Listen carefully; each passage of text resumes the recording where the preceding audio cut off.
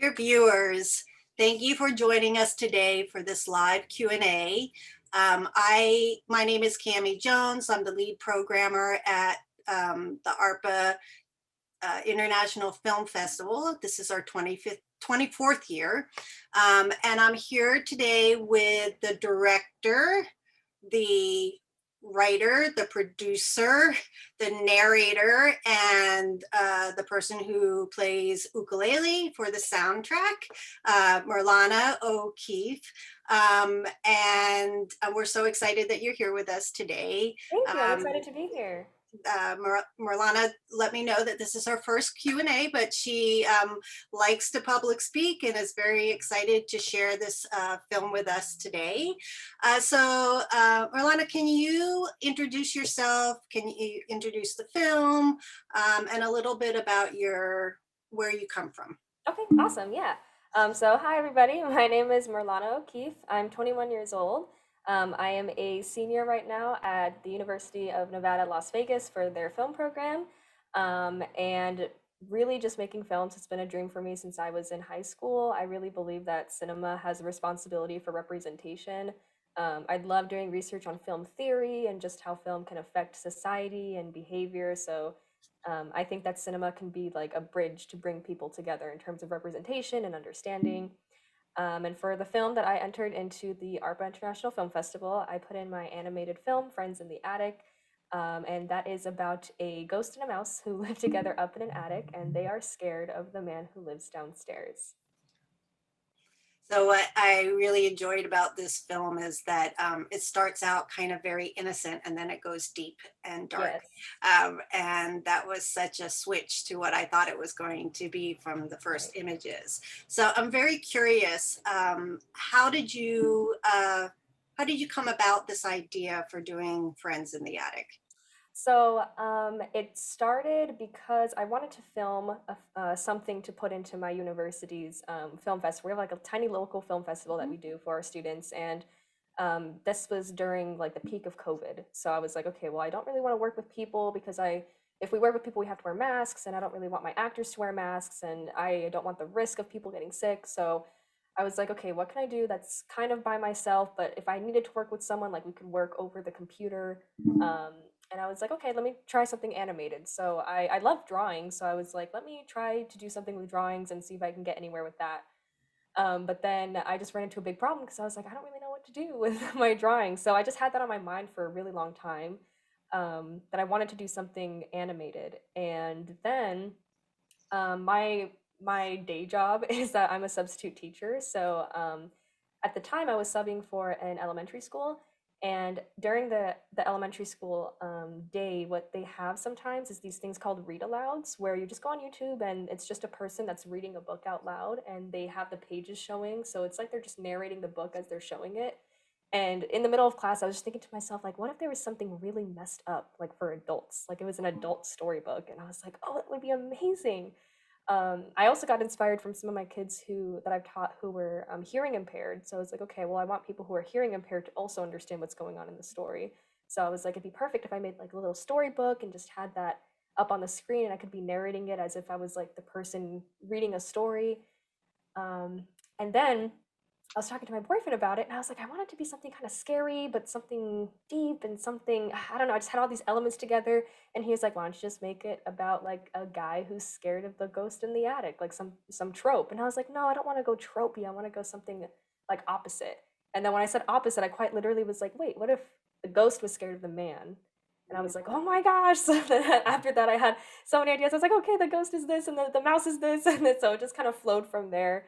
It just started from an interest in wanting to animate, and then subbing definitely helped that. And then my boyfriend was like, make it something tropey. I was like, no, I don't want a cliche film.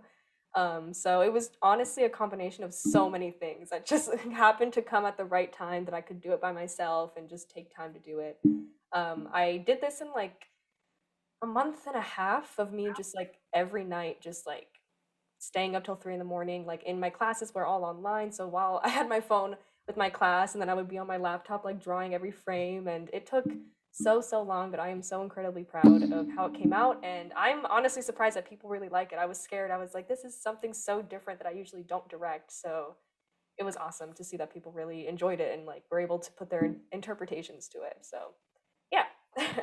Well, I looked into some of the other films that you have made in your 21 years of existence, which is just fabulous to even think of. Thanks.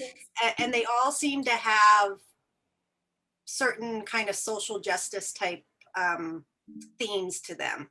Yeah. Is that something that you're really interested in, or? Yes, definitely.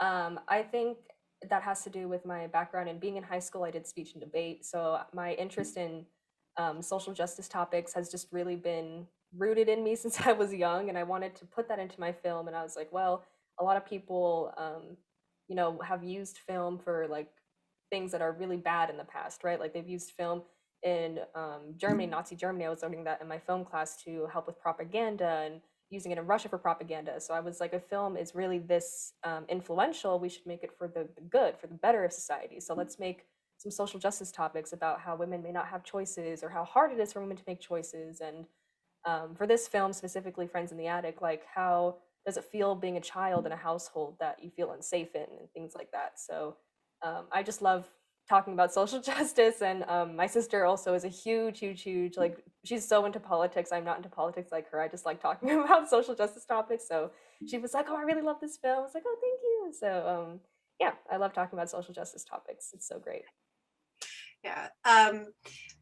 Uh, yes, when I first watched it, I saw that innocence and was trying to figure out, well, where is this going, right? With the Mhm. words and all of that. And then uh, he really put the darkness in there. And I don't want to share exactly what happened because some people may have not seen the film yet, Okay. but it was so well done. Thank I've you. been in the community mental health for the last 35 years, and this really touched me because I've worked with a lot of families that have gone through similar situations, mostly the children and how they react to that. And I kind of saw the mouse and the ghost as kind of the kids and how they are witnessing something going on downstairs. Exactly. Yeah, that's what I was trying to go for.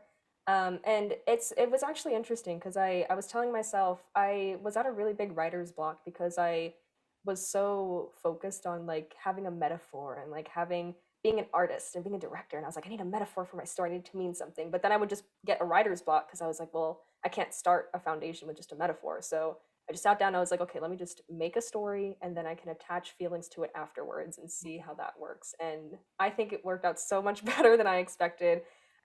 So I really wanted to just make this about things that I think a lot of people could relate to, whether it's mentally, whether it's things that are in their past or physical trauma, mental trauma. In my past, when I was a child, I just had some issues with my father. He went to jail for murder when I was about 8 years old. So luckily, I was not a witness of any like violence within my mom and my dad, which was great. So I didn't have to have that trauma with me. But I still had the trauma of having to be with my dad, and having to see my dad, and seeing him do things that were obviously things you should not be doing in front of your child.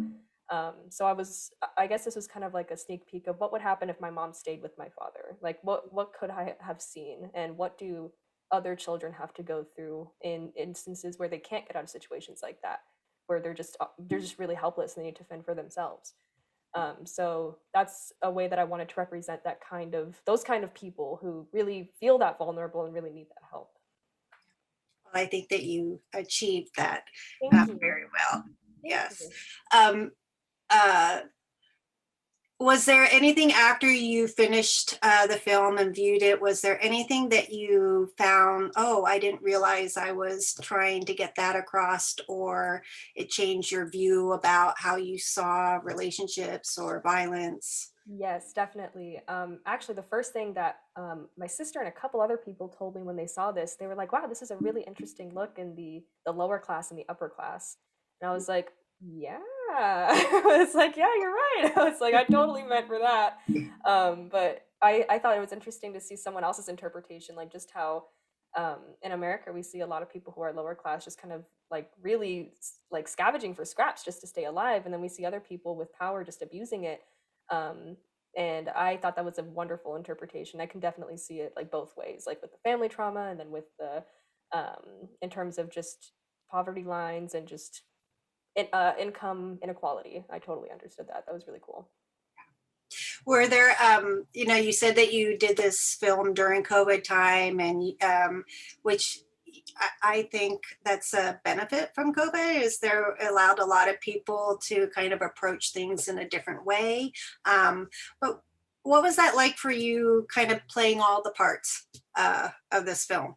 Um, so it was definitely a challenge because I like the one thing I love about film is the collaboration process. So it was really depressing at first because I was like, I can't really talk to people about what I want because I feel like the vision itself was so specific that when I did try to describe it to people, they didn't really understand it. So I was like, okay, I just have to finish it and like show someone and then ask them like what to do. So it was definitely hard being the only kind of the only person on the team. I had my co-artist Raven Snow design. I hired her to do a couple of paintings, which was really good. So she totally understood my vision, which was amazing. So it was nice to have another person on board with me and who could like physically make it and put it on paper. So it definitely took rid of some of the doubt that I had about this being something that people wouldn't really understand. Um, and then I started to really like the fact that I had control over like everything. I was like, no, I want it to look like this, so I'm gonna write this, I'm gonna do this. So then it became like me accepting the fact that this is my film, this is like my little baby, it's like my creation. So I started to really appreciate it and just treat it so gently. And I would be so scared to like I was so scared when I submitted it because I was like, this is my little tiny baby. And if somebody says anything bad about it, I'm gonna cry all night. So here we go. And I just put it out there. Um, and then I actually won at my school's film festival. I got first place, and it was definitely a happy moment. But then I was alone at my house, and it was just me and the computer, and I was like, oh, I miss celebrating with people, and I miss having that teamwork. So I'm definitely grateful for it. Of course I'm grateful, but I think it just made me realize how much I love working with people and how much I appreciate their ideas. Well, I hope that everybody is going to be able to get back to having more of a collaborative experience. I know our festival, we getting excited about maybe being have a in-person festival next year. Ooh.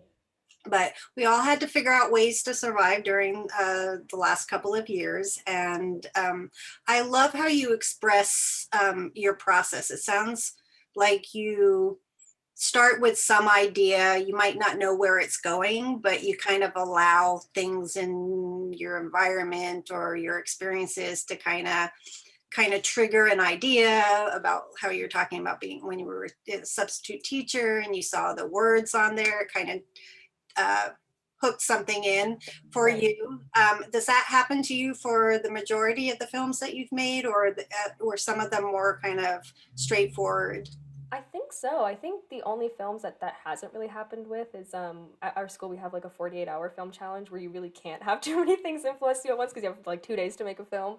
But for the other films that I've made that are a lot more independent, I think it's just been like things that I always wonder like, well, what if this happened? And oh, it reminded me of this when I was a kid. And well, right now I work here and right now I work here. So I love having things that happen around me and circumstances influence how I'm writing that film in that time. So that it's kind of like a what do you call it? Like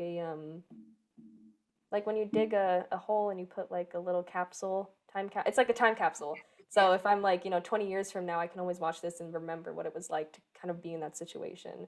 Um, so yeah, I think I definitely let all my circumstances try to influence my films one way or another. Um, what do you think you want your audience to get out of this film? Mm. So with all of my films, I try to have some sort of like just overall lesson or some sort of understanding that I want people to have afterwards. And for this one, it would probably be to not judge people by their cover and not um, assume things of people. I think, especially after working so much at schools, like, a kid could be sad or a kid could be lazy, but you don't really know what's going on behind that. And that happens a lot. Right now, I'm actually working at an at-risk middle school. And a lot of the times, like some parents will be really mad, some teachers will get really mad. And I'm like, hold on, like we don't really have the full picture here. Um, so I guess I would just really want people to be a little bit more understanding of other people's past and other people's trauma. And even though they're older, that doesn't mean that the trauma has gotten away or that their past has really gotten away. It's a great way to approach people, right? Yeah, thanks. Have you thought about or have you shown this film to any of the students that you work with? I have not. I want to talk to my my administration about it just because there are some like curse words and it is like some violence. So my all of my students are like, I want to see it, I want to see it. And I'm like, I don't know if it's appropriate for me to show it to you. So I think I might talk to my principal and see if he's okay with maybe they sign some permission slips and they can come watch it. That would be cool. Yeah, maybe have somebody there to help process feelings if Right. they come up. Yeah. Or the counselors can come along. So this school has a really good connection with counselors. So that would be cool, like a little production. Can you share a little bit about some of the other films you've made? Again, in your very short life at 21. Yes. So I guess I guess my process really started in high school where I would just make a lot of films whenever I could. Like I would make films while I was in class, and then I started to really get into short films when I was a senior at high school. So then when I went into college, then I told myself when I was starting as a freshman, had a fall film assembly at UNLV where the whole film department goes to a little banquet and we just talk about the staff, and it's kind of like just like a social potluck type situation so we can get to know each other. And I heard from the one of the professors that is my mentor now. He was saying to try to do as much film as you can and don't wait until you're a junior and senior to start making films. So I was like, okay, bet, yeah, let's do this. So I gathered some people that I barely met for like the last 2 weeks, and I was like, hey, like I saw this film contest online, and I wasn't able to do the film contest, but it gave me an idea to do this. So do you want to do it with me? And they're like, okay. So I told my group that just because we're freshmen, it didn't matter. Like I just want to make something, so that way we can have a portfolio showing our growth from freshman year to senior year. So then for my freshman year, I made a film called Choice, and that is about a young college student who is deciding whether or not she wants to have an abortion. And then in my sophomore year, I did the 48-hour film challenge, in which we made a film about a young woman having to tell her father her sexual identity. And then junior year was when COVID hit. So that's when I started a film called It's Not For You. Luckily, we were able to finish that right before everything got shut down. And it's about a young Christian rock singer who reveals her sexual identity in front of her live concert. Then I did the film Friends in the Attic. So I've tried to do one every year and just keep a little portfolio going. It's great. Where can people watch some of these films? I know I saw through the film Freeway, which is where you submitted the film. It kind of leads us to a few of your other films that you made, but how can the audience see some of your other films? So on my Instagram, I do have a link tree, and that has the three films, or actually four films that are there. It's in my Instagram. It's at mer.law.law.law. So it's like merlalala, and they have dots in between each law. But when you go to the link tree, then you can see all the films. They're on Vimeo. Okay, great. Um, who do you feel, or what directors or cinematographers do you feel kind of spoke to you when you were younger or speak to you now that maybe have influenced your work? So people always make fun of me whenever I tell them about this because I always call myself like a bad film student because I'm so bad at remembering names and I'm so bad at remembering like actors' names and things like that. So I try really hard to like keep a notebook of everything that I really like. So when I was younger, like two films that really stood out to me was The Proposal, directed by Anne Fletcher with Ryan Reynolds and Sandra Bullock, and Mamma Mia.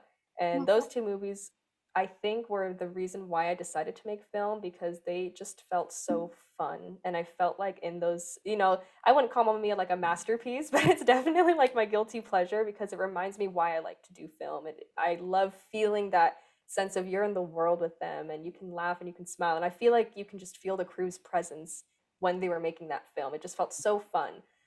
So that's what's helped me become a filmmaker. And as a filmmaker, um, I would say there are three directors that really have influenced how I write, and that would be Alice Wu, who made Saving Face and the half of it. She has, I think, just the half of it is on Netflix. And Saving Face is one of my favorite movies, about a Chinese woman who has to hide her identity of being a lesbian from her traditional Chinese mom. But her traditional Chinese mom ends up getting pregnant, and she can't tell who. She doesn't want to say who the father is. So it's a lot of like moral dilemmas and just generational like dilemmas, and I just love seeing those things clash at each other. So I love Alice Wu, and I also really like Frank Capra and Michael Curtis. I've been taking a lot of era classes. So my 1930s class, we were watching a lot of Frank Capra films. I absolutely love It Happened One Night. I think it was so magical and so cute, and I love Michael Curtis's Kid Galahad. Again, it just there are just films that make me really feel something, and I just love when films can make me cry, when I can really feel the characters and understand them. So those are the films that really help me remember why I'm in film, especially when I'm feeling down.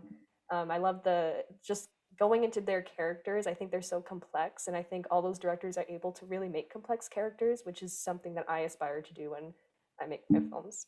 Yeah. I love Capra too. Oh, Um, so good. so much of the people that it sounds like they influence to utilize humor and energy in the film, and yet your films so far have come out with the more of the dark stuff. Yes. Do you see? So I'm trying to think if there's like a specific director or a film that, is a little darker. I don't know. I do enjoy Tarantino, but it's even then, like his films are still pretty comedic. Oh my gosh, I'm not really sure. I'm gonna have to look into that onto why my films end up being so opposite of my idols. Well, maybe it's because you have the energy and you're funny yourself that you kind of tie into that. But it would be interesting to look into. Did you Yeah. write down a note? Yeah, Note I to just did. Yeah, every time you say something that brings me to my attention, I'm like, yeah, I'm gonna write that down. That's great. Where do you see you going from here? Oh Do wow. you have any projects in line yet? So I have one script that talks more about cultural indifference and feeling like you don't really know who you are. That one's called Feliz Cumpleaños, and I'm not sure when we're gonna work on that. I myself, I'm mixed with Latin, white, and black, so it's really hard for me sometimes to find my place because I feel like when I'm in the Latin community or the black community, I'm too light skinned, but then when I go to the white community, I'm too dark for them. So this is a film that's kind of like trying to find that balance and trying to find and accept who you are. And right now, I am writing two or three screenplays. One is about cannibalism. One is about being a substitute teacher, and it's like a comedy. I'm trying to actually go for my idols, and then another one is about a Latin folk tale that I'm trying to write. So A Latin folktale? yes, Yeah. so I'm trying to go on my roots and not be ashamed of who I am or not be confused about who I am, so I can really show that in my work in the future. Sounds like it's important for you to be authentic. It really is. Yeah. I just want to be able to inspire people who were like me growing up who, never really saw Latin people or black people on the screen that, they are beautiful and they are represented and they can see themselves in the media and film. Because I didn't really see much of that when I was growing up. I would see, the stereotypical like Jennifer Lopez, but I was like, I'm not as dark as Jennifer Lopez and I don't have the curves. So I just want to make sure that everybody who can be represented on screen is represented on screen. That's so important. Right. Yeah. Uh, what if you were to, I know that you're still young yourself, but if you were to talk to a group of high school filmmakers that are starting out, or maybe even an older one that's maybe lost their passion for it, what would you like them to understand about the filmmaking process, and what would you say to them to encourage them to keep going? What I would say to encourage them is that they can do absolutely anything they want, because I think that a lot of the people that I've met that have lost their passion, and that's happened to even a few friends of mine in college. They don't really think that um they can achieve what they want to, and I'm like, no, you can. You just have to do it. You know, don't let people hold you back. Don't let people tell you that you can't do it. I've obviously had a lot of people telling me like that's not a good idea or you can't do that. And look where I am now. Like I feel like I am flourishing and I feel very confident in myself.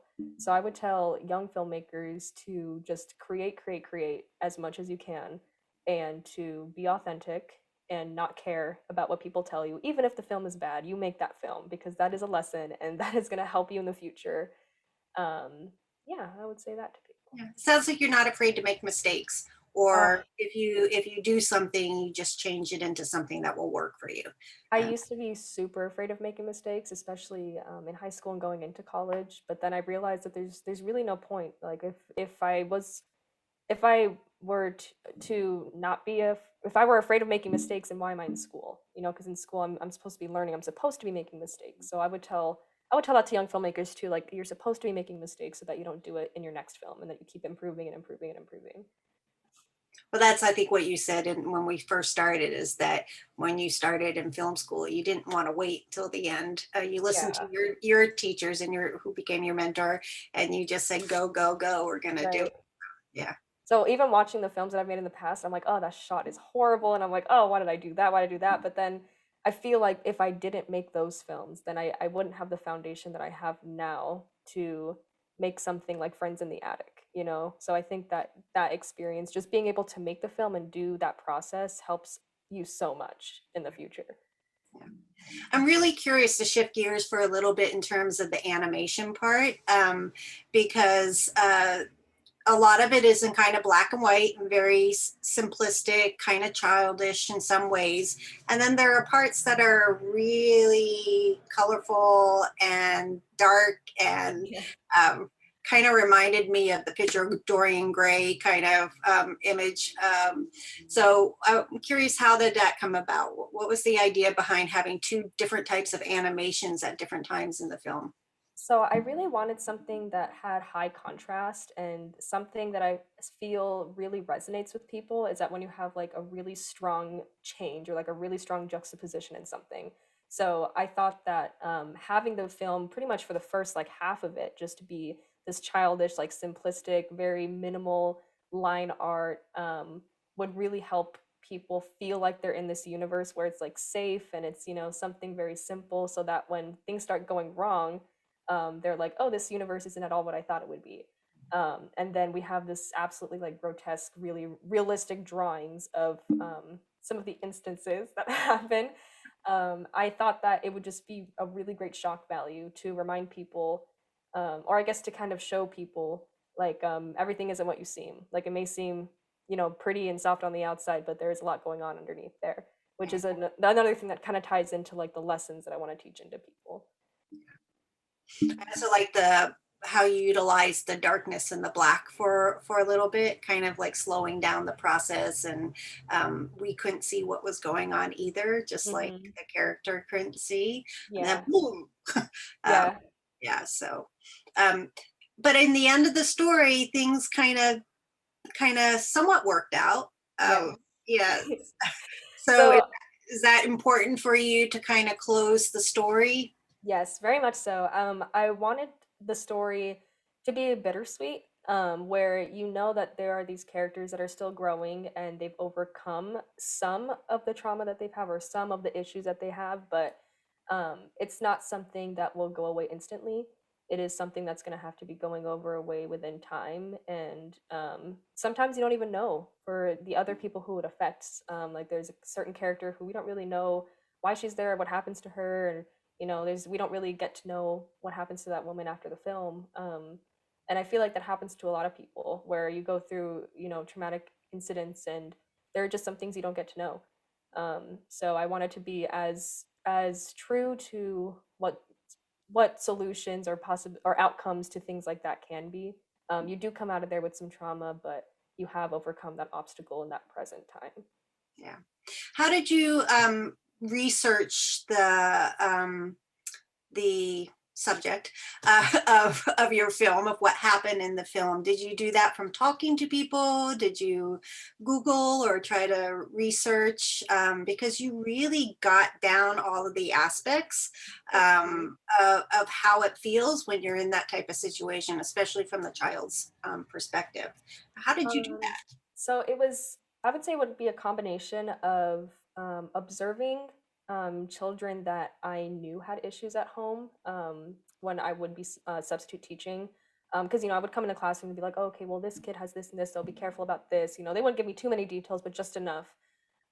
So being able to actually watch these kids and see how they acted and see how they reacted to things, I think really helped me be able to create accurate responses and accurate emotions for these characters.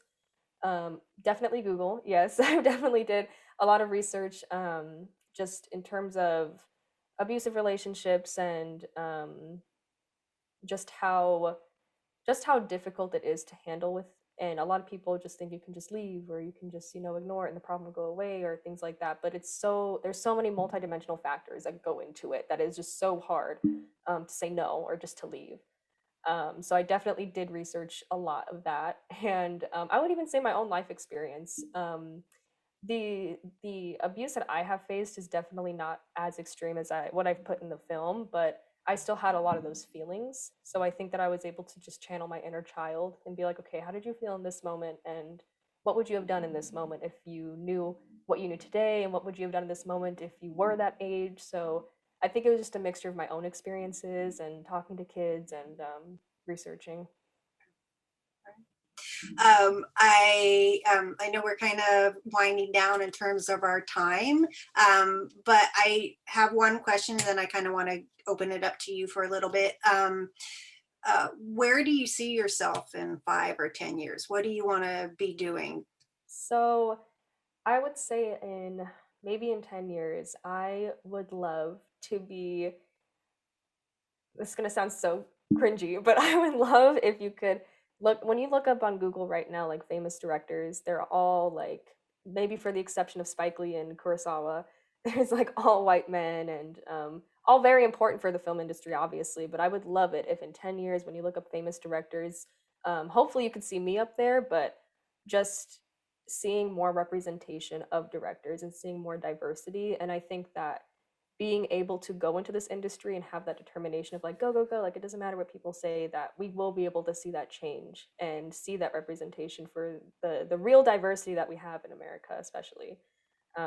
So that's my goal for what I would like to do in terms of like career wise and like more technical stuff. I would just, I don't know, I would just love to work with a studio and just make movies and write and direct. I don't know. I guess it's kind of wishy washy right now because I can't really conceptualize that. Like for me right now, everything's like school, school, school. So I would just love to be in my career comfortable as a director, being the breadwinner of my house, so my boyfriend doesn't have to worry about working and we can just chill out together. But I would just love to keep making films. Yeah. You're going to be graduating this year. You're a senior. Yes, I'll be graduating in May. Okay. Do you plan to continue with your education, or are you just going to start learning by hitting the streets and sitting behind your camera? Yeah, so I want to apply to grad school, but not immediately. I was thinking about AFI, applying to AFI for grad school, but I think what I want to do first is maybe take 1 or 2 years to really just work and travel and like talk to people and just work under people. I really just want to like go on a set, even if I'm not paid, like just go on a set and just watch a director and just follow him or her around as they're doing everything, just so I can really conceptualize what it will be like to make a feature film. So yeah, that would be my goal. I would just work for a little bit, and then after those 2 years, I would assess how I'm feeling, if I'm confident enough to try to go out into the industry and really like make my mark, or if I feel like I need a little bit more education, because I really do love education so much. But I have a fear that if I continue with education, I will always be in education because I just love learning so much. So I'm gonna give myself a little break and then see where I am after that. Well, maybe when we Google you and your name pops up first as being this famous female Right. director, you can get a teaching job and go back to school. Right. Yeah.